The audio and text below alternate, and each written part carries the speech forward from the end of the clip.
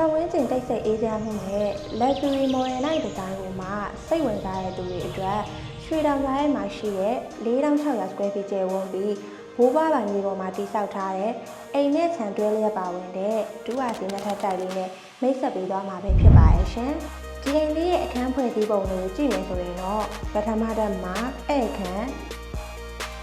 မီးဖိုကန်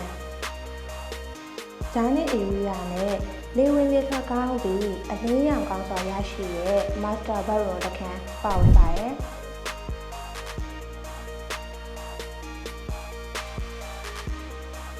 ဒုတိယဓာတ်မှာဆိုရင်တော့ဘတ်ဒတ်နဲ့ဘဲကိုလေးပါဝင်တဲ့ master bedroom တစ်ခန်းကျယ်ဝန်းနဲ့နောက်ထပ် master bedroom တစ်ခန်း